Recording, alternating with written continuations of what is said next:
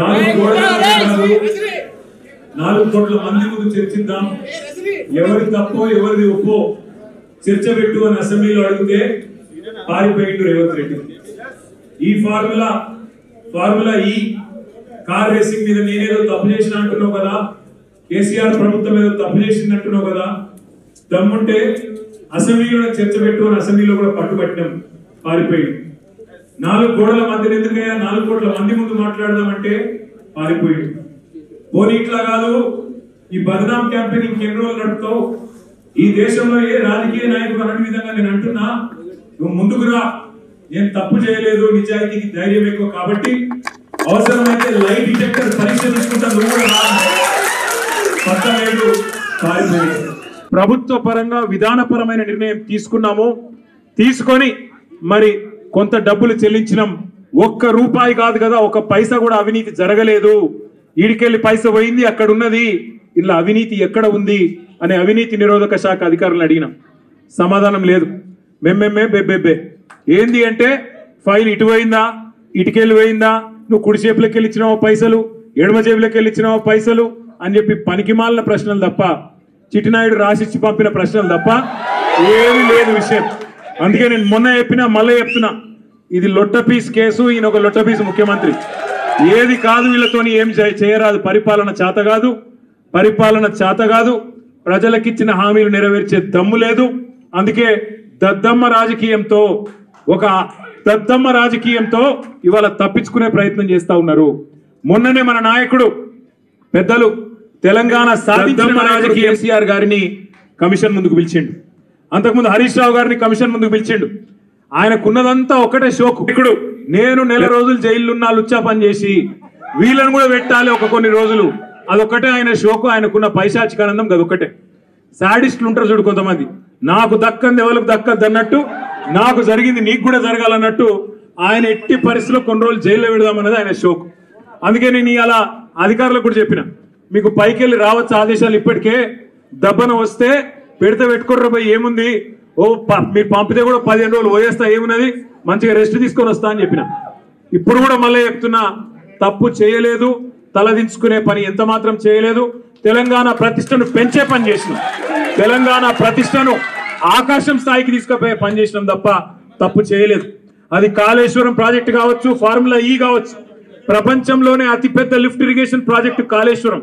అందులో చేయని తప్పుకు ఇవాళ కేసీఆర్ గారిని హరీష్ రావు గారిని పిలిచి వాళ్ళని అక్కడ ఇబ్బంది పెట్టే ప్రయత్నం, మన నాయకులు కార్యకర్తల ఆత్మస్థైర్యం దెబ్బతీసే ప్రయత్నం అక్కడ కమిషన్ ముందు. ఇక్కడ ఏసీబీ అని పెట్టి మరి ఇక్కడేదో జరిగిపోయిందని చెప్పి ఏ కరప్షన్ జరగని ఒక కేసులో యాంటీ కరప్షన్ బ్యూరోని ఇన్వాల్వ్ చేసి మా ఆర్ఎస్ ప్రవీణ్ అని చెప్పిండు, నా చరిత్రలో ఇంతకంటే తుపేల్ కేసును ఎప్పుడు చూడలే, 26 ఏళ్ళు ఐపీఎస్ అధికారిగా పనిచేసిన ఇంతకంటే తుపేల్ కేసు నా జీవితంలో చూడలేదని చెప్పి వారు కూడా చెప్పినారు. అంటే ఇట్లాంటి కేసులు పెట్టి ఏదో సాధిస్తాను రేవంత్ రెడ్డి గారు అనుకుంటున్నాడు. నేను రేవంత్ రెడ్డికి చెప్పేది ఒకటే, నా మీద ఇప్పటికే 14 కేసులు పెట్టినావు, ఇంకో 1400 కేసులు పెట్టుకో, అవసరమైతే జైల్లో పెట్టుకో, ఏమన్నా చేసుకో, భయపడేది లేదు. తెలంగాణ కోసం ఆనాడు జైలుకు పోయినాం, ఇవాళ అవసరమైతే తెలంగాణ ప్రతిష్టను పెంచడానికి తీసుకున్న ఒక నిర్ణయం వల్ల మళ్ళీ జైలుకు పోవాల్సి వస్తే కూడా భయపడేటోడు ఎవడు లేడు. నీ ఉడత ఊపులకు ఎట్టి పరిస్థితుల్లో భయపడం. నేను మిమ్మల్ని అందరినీ కోరేది ఒకటే, ఇదేంటంటే డైలీ సీరియల్ లెక్క అయిపోయింది. ఎట్లా అంటే ఒకరోజు పిలుచుడు, కూర్చోబెట్టుడు, 9 గంటలు ఆడ కూర్చోబెట్టి ఛాయ్ దాయిపించి ఏం చెప్తాం సార్, ఇక మాకు పైకి వెళ్ళే ఆదేశాలు ఉన్నాయి, ఏం చేయాలని పాపం వాళ్ళు కూడా ఇక ఏం చేయాలి తెలియక అడిగిందే అడుగుతాను.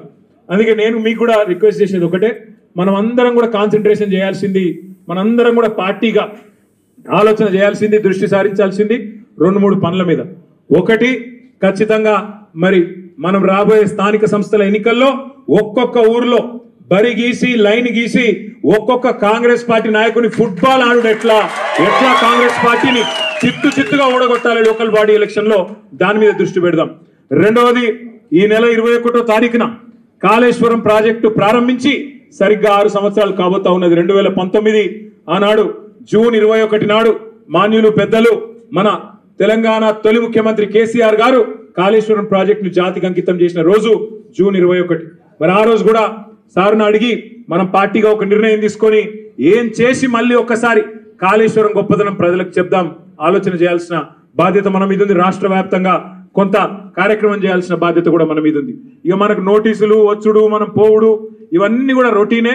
పాత చింతకాయ పచ్చడి, దీన్ని పట్టించుకోవాల్సిన అవసరం కానీ దీని గురించి ఆందోళన పడాల్సిన అవసరం కానీ లేదు. పెడితే గిడితే 15 రోజులు జైల్లో పెడతాడు, పైశాచిక ఆనందం పొందుతాడు తప్ప వాడు పీకేది ఏమీ లేదు. లొట్టపీసు భయపడేటోడు ఎవడు లేడు. రేవంత్ రెడ్డి గుర్తుపెట్టుకో, నీలాగా లుచ్చా పనులు చేసి 50 లక్షల బ్యాగులతో దొరికిన దొంగలు ఎవరు మా పార్టీలో లేరు. నీలాగా లుచ్చా పనులు చేసి అడ్డదారిలో పదవులు కొనుక్కొని ముఖ్యమంత్రి అవుడు, పిసిసి ప్రెసిడెంట్ అయ్యే లుచ్చా పనులు చేసినాడు ఎవడు కూడా లేడు. మన బాగా బాధపడ్డాడట రేవంత్ రెడ్డి. నేను హౌలా అన్నా, బాధపడ్డాడట. నేను అడుగుతున్నా ఒక్కటి, తెలంగాణ ముఖ్యమంత్రి అయ్యుండి జై తెలంగాణ అనకపోతే నేనేమనాలి? మరి ఏం పేరుతో పిలవాలి? తెలంగాణ ముఖ్యమంత్రి అయ్యుండి తెలంగాణ రాష్ట్రాన్ని ప్రతిరోజు కించపరిస్తే నేనేమని పిలవాలి? తెలంగాణ ముఖ్యమంత్రి అయ్యుండి తెలంగాణ రాష్ట్రాన్ని దివాలా తీసిన రాష్ట్రం అంటే ఏమనాలి? తెలంగాణ ముఖ్యమంత్రి అయ్యుండి ఢిల్లీకి పోతే నాకు అపాయింట్మెంట్ ఇస్తలేరు, దొంగను చూసినట్టు చూస్తున్నట్టు నేనేమనాలి? తెలంగాణ ముఖ్యమంత్రి అయ్యుండి చెప్పులు ఎత్తుకపోతాడేమో అని భయపడుతున్నారు అంటే ఏమనాలి నిన్ను? అందుకే ఇక నేను ఎక్కువ అనగాని మీరు అనకాడికి అన్నారు, కానీ అది కాదు, నాకు అర్థం కాదు. ఆడవాళ్ళు 9 గంటలు వాళ్ళు కూసబెట్టి మర్యాదలు చేసి వాళ్ళు పంపిస్తే మీరు 9 నిమిషాలని నాకు రక్తం వచ్చేట్టు చేసారు. మొత్తానికి అటు విసికేసి అక్కడ పిసుకుడేమో కానీ ఇక్కడ పిసుకుడు ఎక్కువైపోయింది. కాబట్టి మీరు పొద్దున్న నుంచి చాలా ఓపికగా ఉన్నందుకు మీ అందరికీ గౌరవ ఎమ్మెల్యేలు, గౌరవ ఎమ్మెల్సీలు, గౌరవ ఎంపీలు అందరికీ హృదయపూర్వకంగా దండం. మీరు కూడా పేరు పేరు అందరికీ నమస్కారాలు. జై తెలంగాణ.